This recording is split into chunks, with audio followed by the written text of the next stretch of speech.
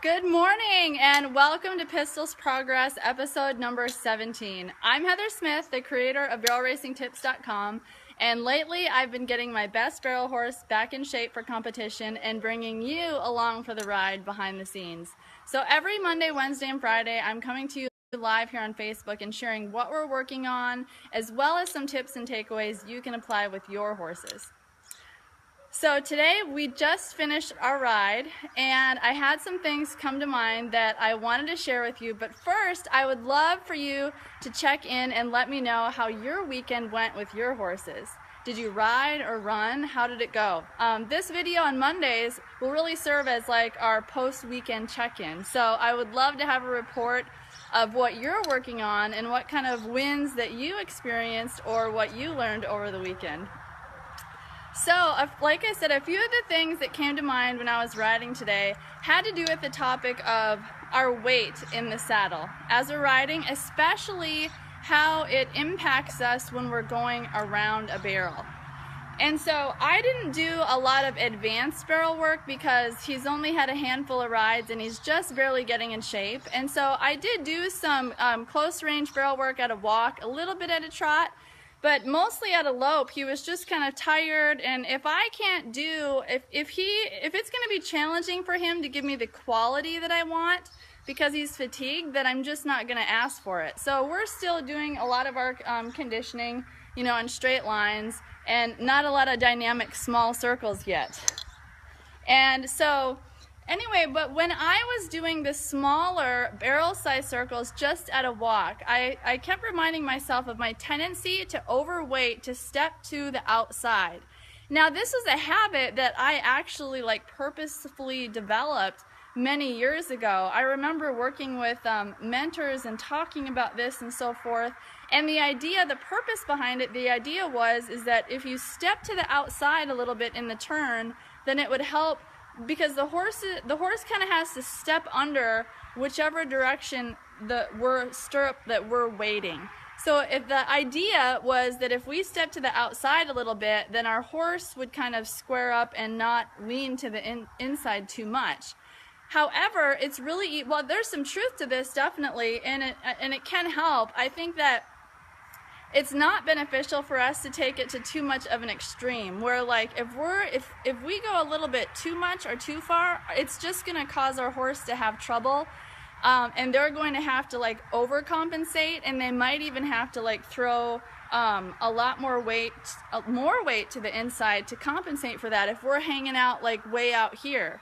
And so that's something to be aware of. Also, something to really check with yourself on. A great test for doing this is to ride with no stirrups and trot a small circle, and you will find out very, very quickly what your tendencies are as far as if you tend to overweight the outside or inside stirrup, or maybe there's one side you tend to ride heavier in. I know I'm I'm left-handed. I'm really dominant on I'm actually right eye dominant, but I'm dominant with my left foot. And you'll see that in a lot of pictures, my left stirrup is at least an inch lower than the other one. I'm always stepping hard to that side. So this is really, really critical when it comes to the differences we might notice in what's happening in the dynamics and the biomechanics in a run and how it impacts our horse. And then it can also impact our horse too physically. Like if we look at their imbalances in their body, their shoulders and their hips and everything, and how their muscles are developed, our little tendencies to overweight one side versus the other can really impact them in a huge, huge way. So we can't really retrain ourselves until we're aware of these things. We won't really be motivated to retrain ourselves until we realize how much impact this has, not just on our horse's health, but on how it's impacting our runs. Or maybe we're always struggling with right turns or left turns or something like that.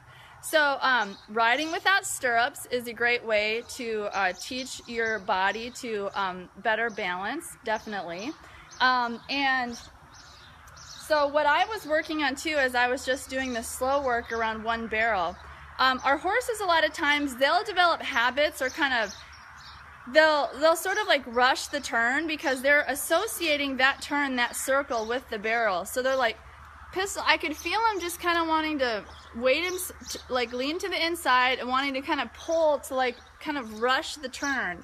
And so I just basically cut off my peripheral vision because I could go and do a circle away from that barrel and he would stay really square and forward and nice and even.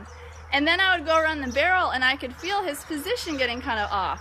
So I thought, well, I'm gonna go around this barrel, and here's the other thing. You could set up a cone for a visual reference. I've mentioned this before, but set up a cone and get your perfect circle around that, and then go and do your perfect circle around a barrel to kind of unhook our horse's mental tendencies and assumption making about how they think they're supposed to turn the barrel, because we're always growing and learning and getting better. And so I have like consistently higher standards for how he turns the barrel and how we do our slow work. Like, it's always getting better. So what I did is that I made sure I checked my body position before I came in around the barrel, because what was happening is that I would forget about my position and then I'd be already circling the barrel, and then I'd like, oh yeah, I forgot. I'm too heavy on this outside stirrup. So then when I would shift the other side, it would kind of like, it would throw him off a little bit. So I'm like, okay, I've got to do my part, prepare the position before the transition, right? So I would make sure I'm really squared even in my stirrups as I approach that barrel. I would really ask him to stay engaged and forward. I didn't even really have any contact. We're not really at that point. I didn't have any contact in the reins, but I just laid a little bit of leg on the inside to ask him to just gently arc. And I just asked him to go free and forward and keep his weight balanced and square like I was doing. And he did awesome. And the other thing I did is that I didn't look at the barrel, and I just visualized like a train tracks. It was almost like that, yes, the barrel's there, but we're just gonna pretend that it's not. We just want like a really even, free, flowing, gentle, arced, engaged circle. And this is just, I was doing it like at a walk and a trot, and I was just pretending that we were on these train tracks where we were just keeping everything square and even and balanced. And it really felt great. It felt awesome just visualizing that. So I wanted to offer that about weighting ourselves and being aware of that in our stirrups left to right. One thing I noticed today, really felt like I was having to reach for my stirrups. So I punch extra holes. If my stirrups, my saddle don't already come with a lot of holes, I'll punch an extra hole in between the holes. I'll do this on my head stalls too, so I can get the adjustment really, really specific. So I'm gonna go ahead and adjust, take my stirrups up like a half a hole, because I felt today like I was kind of having to reach for them, and I couldn't be very effective with balancing my weight when I was having to reach for my stirrups. And so that's the thing too with leather over time actually does stretch out a little bit. So you might find, if you've been riding in the same saddle a lot, that you'll have to make those adjustments. So the other thing I was going to mention as far as weight in the saddle was about the actual saddle itself. So we'll see if I'm just going to show you.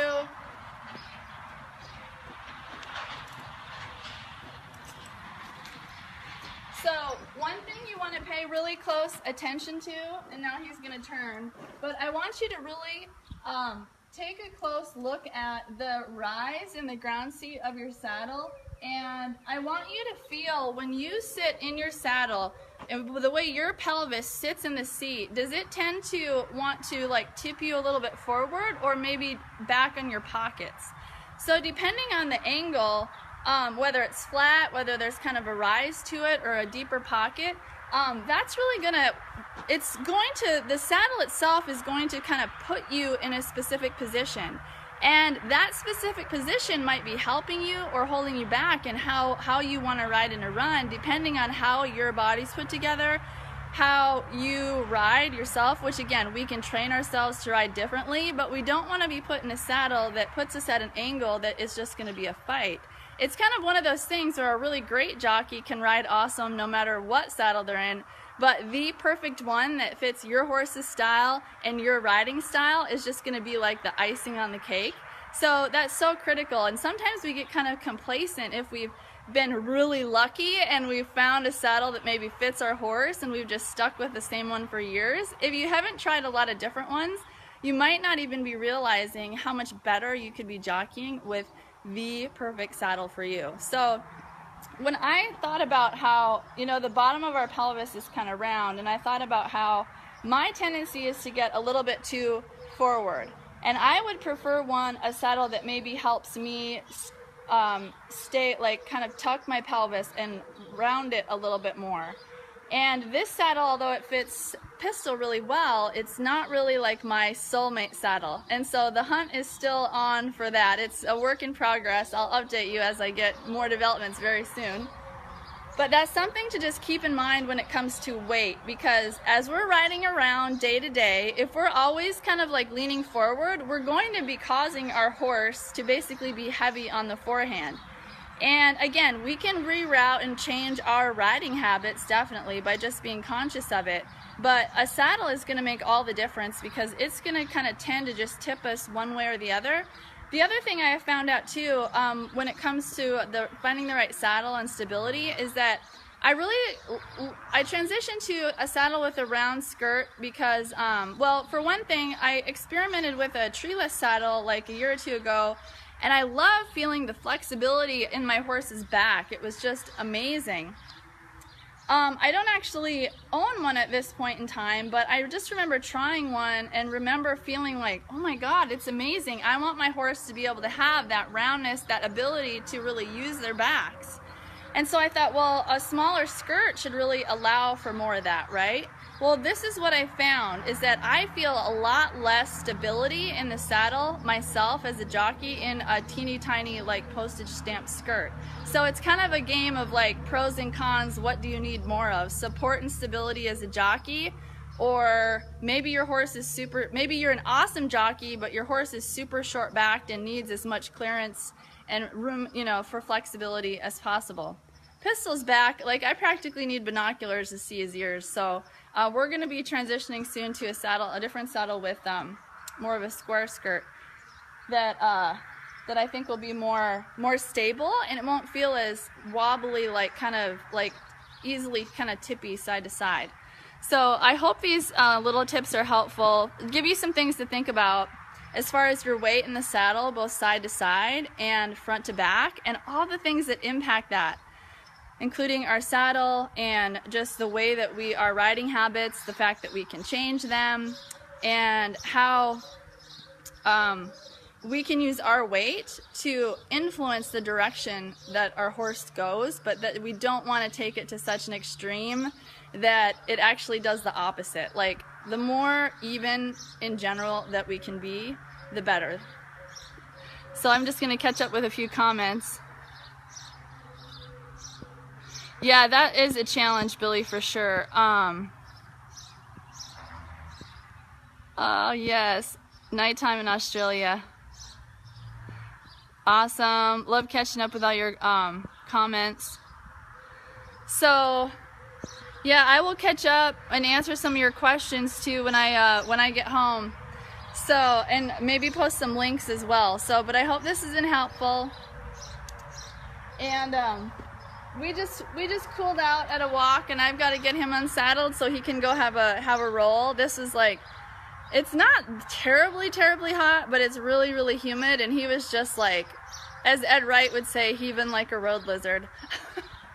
So he had kind of a tough workout, but I'm gonna go unsaddle and let him have a roll, and we're gonna head home. And if you guys have any questions, I'll check in later and see if I can post them in the comments. But it's my intention for you to really move forward with what I shared today and to think about it, but most importantly, take action on it. So I hope it's been a blessing to you, and until next time, remember, applied knowledge is power.